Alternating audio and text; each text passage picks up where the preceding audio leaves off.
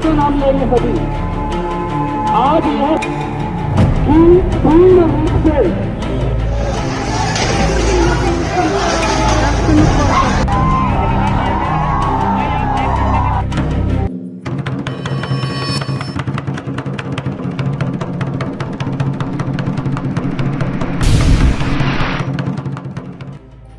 तो दोस्तों, जैसा कि आपको पहले बताया जा चुका है कि कल यानी 30 तारीख को ईसाई समाज का बड़ा जमघट लगने वाला है। ईसाई समाज के हजारों लोग कुनकुरी में जमा होंगे और छत्तीसगढ़ सरकार ने जो अपने विधानसभा में धर्मांतरण के खिलाफ जो कानून बनाया है, उस विधेयक के खिलाफ हल्ला बोलेंगे।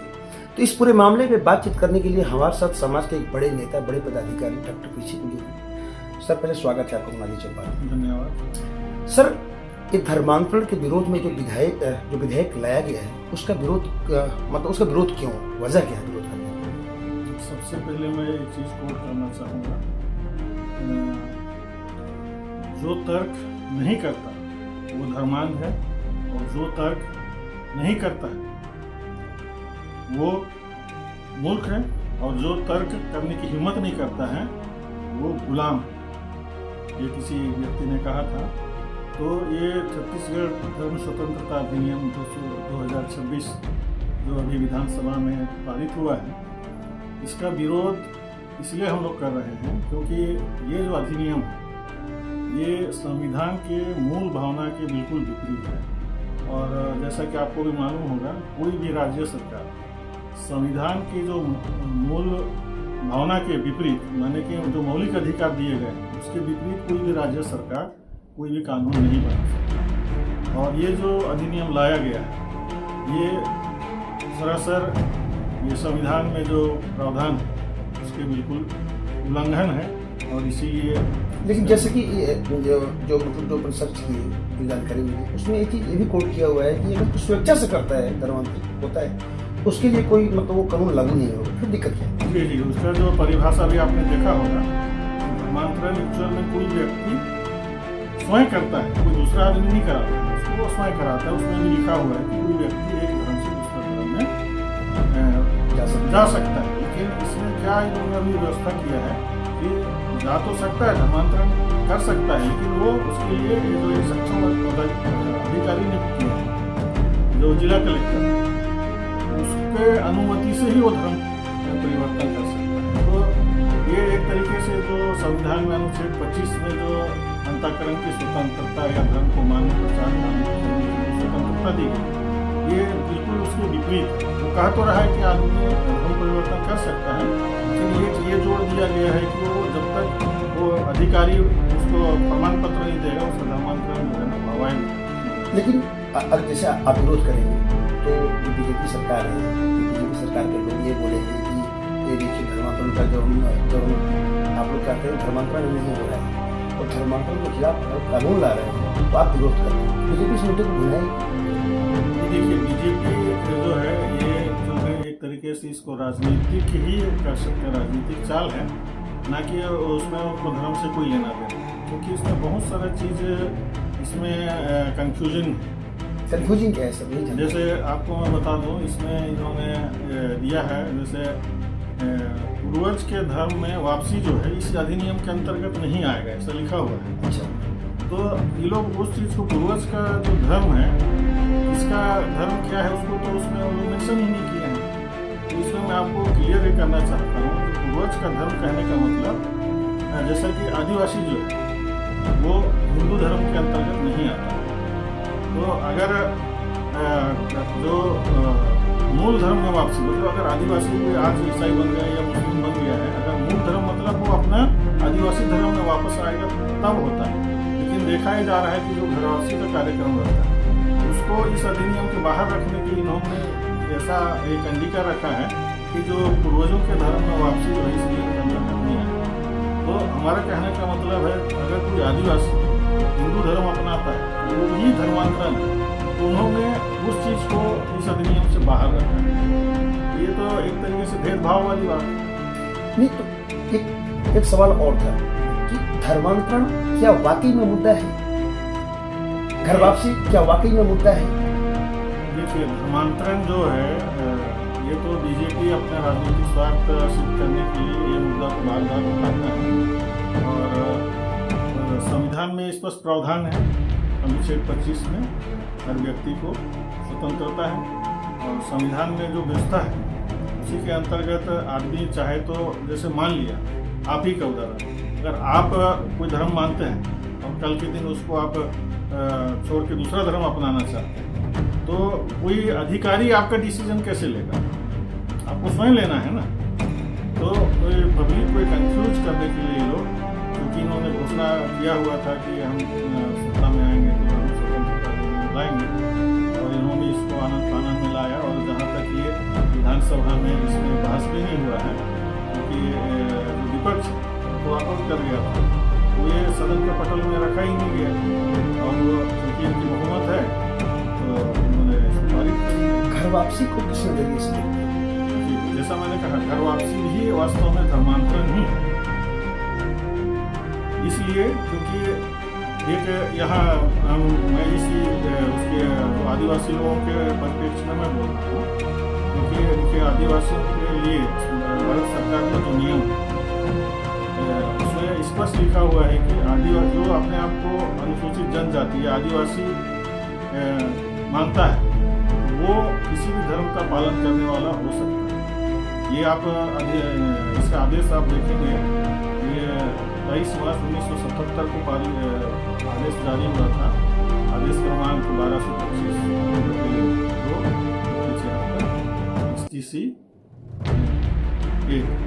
इसमें आप उसको देख सकते हैं। भारत सरकार के आदिवासियत में भी कंफ्यूजन की बात यहाँ पे आती है। जैसे एक आदिवासी का जो एक बड़ा वर्ग होता है, वो लोग बोलते हैं कि आदिवासी हिंदू होता है। एक तबका है वो बोलता है कि आदिवासी हिंदू नहीं होता, उसकी कोई जाति नहीं है। तो ये कंफ्यूजन बीजेपी से जुड़े हुए जो लोग आदिवासी लोग हैं, जो आदिवासी नेता हैं, वो साफ साफ कहते हैं कि बीजेपी, जैसे मुख्यमंत्री ने कई बार बयान आ चुका है, उन्होंने कहा कि आदिवासी हिंदू होता है। तो यहाँ भी कंफ्यूजन है। देखिए, उसको आप इस तरीके से समझ सकते हैं। साफ मैं कहूँ तो आदिवासी ना हिंदू था, ना ईसाई था, ना मुस्लिम था। आदिवासियों का अपना अलग देवी देवता होते हैं, उनकी अलग संस्कृति, अलग भाषा होती है। इसी वजह से उनको संविधान में जो है 342 दिया गया, अनुच्छेद 342 में जो रखा गया है उसका प्रावधान, इसीलिए उनको अलग से रखा गया है जनजाति को। अगर वो हिंदू रहते तो ये 342 अनुच्छेद की आवश्यकता ही नहीं था। वो 341 में जो अनुसूचित जाति के लिए पालन था उसी में आ जाता, क्योंकि इसको समझने के लिए आपको जो वन व्यवस्था है उसको जानने की आवश्यकता है। आप स्वयं जान रहे हैं हिंदू धर्म में वन व्यवस्था है, और वन व्यवस्था जो है कर्म के आधार पर। कर्म मतलब जो काम करता है, जैसे उदाहरण के लिए ब्राह्मण है पूजा पाठ का है, राजपूत है वो राज करने का या सुरक्षा करने का समझ, और वैश्य जो है व्यापार करता है। और बाकी जो भाग है शूद्र जो करता है, शूद्र में 2 भाग हैं, एक सचूत शूद्र रहता है और एक अछूत शूद्र। सचूत शूद्र वो लोग हैं जिनको अभी हम लोग पिछड़ा वर्ग कहते हैं, और अछूत शूद्र जो है वो है SC है। तो आदिवासी इनमें नहीं आता है। और आप देखेंगे तो ये जो अनुच्छेद 342 है, इसमें जो सूची लिस्ट की गई वो किस आधार पर, उसके लिए आपको देखना पड़ेगा। मध्य प्रदेश के समय से, जब मध्य प्रदेश आदिम जाति अनुसंधान संस्थान था, उन्होंने इसमें रिसर्च किया, स्टडी किया, और उन्होंने कुछ लक्षण निर्धारित किए, और उसमें स्पष्ट लिखा हुआ है कि आदिवासी जो या जनजाति जो वो हिंदू वन व्यवस्था के बाहर, हिंदू वन व्यवस्था के बाहर है, मतलब कि वो हिंदू नहीं है। इसीलिए ज़्यादातर जो आदिवासी समाज है वो अपने आप को हिंदू नहीं मानता है। रही बात बीजेपी से जो जुड़े हुए लोग, आदिवासी लोग हैं जो अपने आप को हिंदू कहते हैं, वो एक तरीके से धर्मांतरित होकर वो हिंदू बन गए हैं, जैसे हम लोग धर्मांतरित होकर ईसाई बन गए। लेकिन इसमें ये कहना गलत है कि हम लोग हिंदू धर्म छोड़ के ईसाई बने। एक्चुअल में आदिवासी जो है अपना सरना धर्म को छोड़ के वो ईसाई बना है, या हिंदू बना है, या मुस्लिम बना है। तो आदिवासी के लिए जो इसमें उन्होंने लिखा, एक कॉलम उन्होंने दिया हुआ है करने का, कि अनुसूचित जनजाति का परिभाषा के लिए संविधान के अनुच्छेद 366 में जो प्रावधान है उसको वही लागू है, ऐसा उन्होंने लिखा हुआ है। तो अगर उसको आप डिटेल देखेंगे तो ये 342 में जो है प्रावधान है उसमें ही स्पष्ट लिखा हुआ है कि ये हिंदू वर्ण व्यवस्था के बाहर है, हिंदू नहीं है। और आप देखेंगे हिंदू विवाह जो अधिनियम जब ये बन रहा था उस समय बहुत डिस्कशन हुआ संविधान सभा में कि कौन हिंदू में आता है कौन नहीं आता है। तो जो आता है वो तो क्लियर ही है कौन कौन आ रहे हैं, कौन नहीं आता है इसमें मुस्लिम, पारसी, ईसाई और अनुसूचित जनजाति यानी कि आदिवासी लोग भी हिंदू विवाह अधिनियम के अंतर्गत नहीं आते। क्यों नहीं आते हैं? क्योंकि वो हिंदू नहीं है। इसलिए मैं जो कह रहा हूँ कि जो आदिवासी अपने आप को हिंदू कर रहा है वो स्वयं ही धर्मांतरित है। सबसे एक सवाल है कि ये जो विधेयक लाया गया है विधेयक गलत है क्या? इस मुद्दे को समाज के सारे लोग सहमत हैं? देखिए, इसको एक्चुअल में सभी लोगों को समझाने की जरूरत है कि ये इसका विरोध क्यों करना चाहिए। क्योंकि जैसे मैंने कहा कि ये संविधान के बिल्कुल जो प्रावधान है उसके बिल्कुल विपरीत है, या कह सकते हैं जो ये विधेयक लाए हैं ये गैर संवैधानिक है और संविधान को ये लोग एक तरीके से छेड़छाड़ कर रहे हैं। तो ये संविधान बदलने की भी एक शुरुआती स्टेप हो सकता है। इसलिए हर किसी को जो संविधान में विश्वास करता है क्योंकि ये देश संविधान से चलता है तो हर एक आदमी को इस विधेयक का विरोध करना चाहिए। कल की तैयारी कल की तैयारी यही है कि हम लोग ये जो गैर संवैधानिक अधिनियम जो विधानसभा में पारित हुआ है इसको हम लोग विरोध करेंगे और राज्यपाल के नाम से ज्ञापन देंगे। और क्योंकि ये अधिनियम तभी कानून बन सकता है जब राज्यपाल का दस्तखत हो। आप जान रहे होंगे कि रमन सिंह के समय में 2006 में ये अधिनियम लाया गया था, संशोधन अधिनियम, लेकिन उसको राज्यपाल ने दस्तखत नहीं की थी और वो राष्ट्रपति को भेज दिया। राष्ट्रपति ने भी उसको दस्तखत नहीं किया, वापस भेज दिया था और वो पड़ा हुआ पेंडिंग में था। और ये राज्यपाल या राष्ट्रपति का दस्तखत नहीं करने का कारण ही यही है कि ये असंवैधानिक है। तो जब राज्यपाल साइन नहीं कर रहा है, राष्ट्रपति साइन नहीं कर रहा है, पहले वाला में नहीं किया और अभी भी हम राज्यपाल को नाम से जो ज्ञापन देंगे उसमें यही चीज़ हम बताने जाने वाले हैं कि ये चीज़ गैर संवैधानिक है।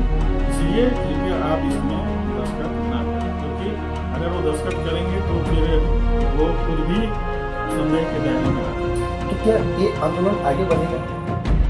आंदोलन देखिए कोई भी चीज़ के लिए, जैसे हमने शुरू में ही कहा कि यहाँ जो तर्क नहीं करता है वो धर्मांध है और जो तर्क नहीं कर सकता वो मूर्ख है और जो तर्क करने का साहस नहीं करता वो गुलाम है।